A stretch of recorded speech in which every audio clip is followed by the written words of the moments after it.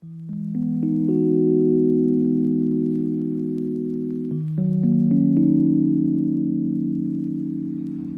I'm Dr. Johnny T. Nelson, and today I wanted to talk to you about how I choose as a shoulder surgeon and a shoulder specialist between the different types of shoulder replacement. And most of you out there, if you've done any sort of reading online, you've probably heard two main terms used. So regular or anatomic shoulder replacement, and then there's what's called a reverse replacement. And many patients come and ask me and say, how do you decide between the two different types? Because perhaps one patient's friend had a reverse replacement, somebody else had a standard replacement, and sometimes it's kind of hard to wrap your mind around why some patients get the standard and why some patients get the reverse. So I wanted to kind of shed some light on that today. The main reason that there are two different types of replacement is that shoulder arthritis comes in a few different types of flavors.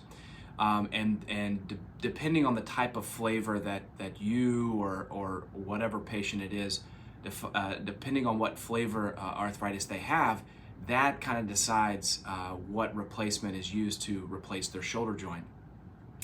Behind all shoulder replacements, there's one main idea and one technique that we're doing is that we're taking a joint that has arthritis. So arthritis is wear and tear, so it's loss of the cartilage, just the smooth gliding surface in a joint, right? All of our joints are covered with this white cartilage on both sides, and those two pieces of cartilage actually glide more smoothly than two pieces of ice together, so very, very low friction.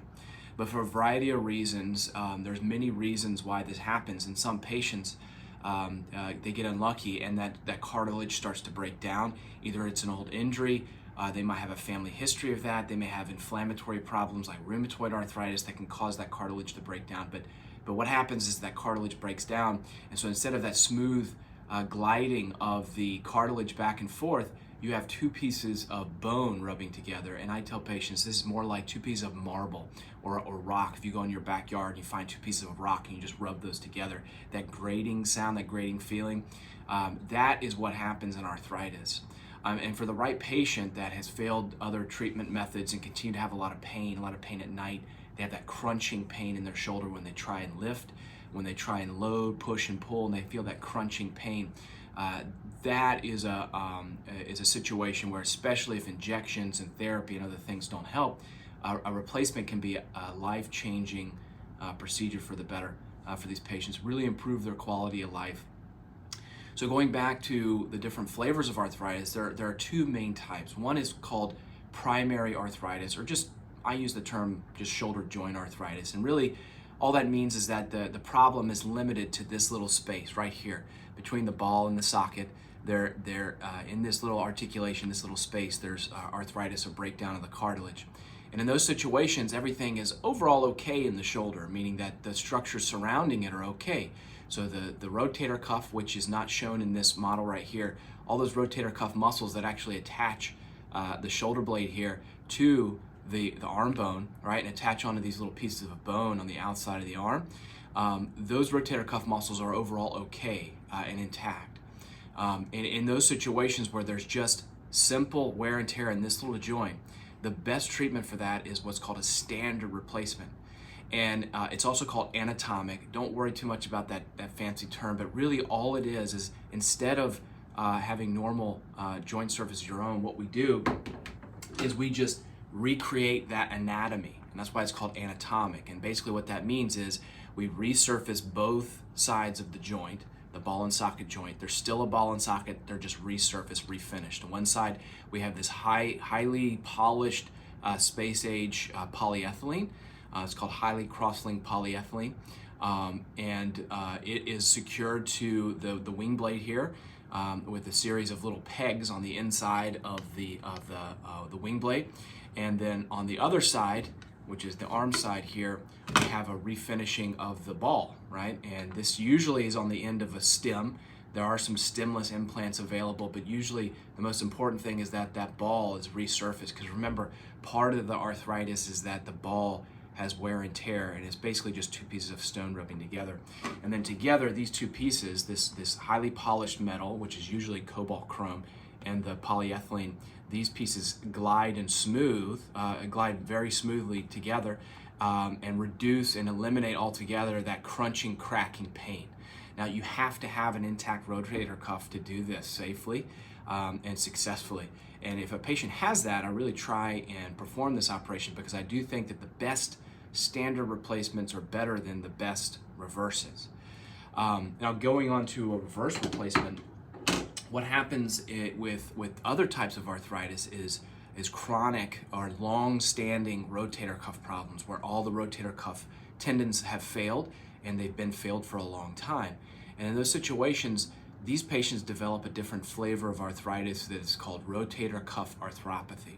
Again, fancy term is not that important. What's important is just knowing that this is a different type of wear and tear. These patients often will have some wear and tear here in the joint, but the main thing that happens is that ball, because the rotator cuff is not present, starts to wear upwards, right? It wears upwards, so you can see it kind of rubbing against the roof bone of that shoulder over time. And that can lead to a lot of pain for these patients as well. Now, in those situations, you can't do the standard replacement, mainly because the rotator cuff is not present, and if you do a standard replacement, that ball will continue to just rub up against the bottom of that roof bone. And so what we do is called a reverse replacement. On the socket side, we have the socket here. We actually replace the socket with a ball, right? So we screw this ball onto the socket side. So this is the roof bone here, and this is a ball that we place on the socket side. And on the arm side, we actually put a little cup. So instead of a ball on the arm side, it's a cup. And that's why it's called a reverse replacement, because normally, what do you have? You have a socket and a ball, right? But then with the reverse, we reverse that so that it's a ball and a socket, all right? So it reverses the normal anatomy back and forth.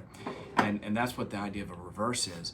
The other thing that it does is it actually lengthens your arm out and changes the relationship of your arm to the muscles around your shoulder, so that you can actually use the big meaty deltoid muscle in your shoulder to move your arm, and it stabilizes the shoulder, because the chronic rotator cuff problems causes a type of instability in the shoulder, and what this does is stabilizes things.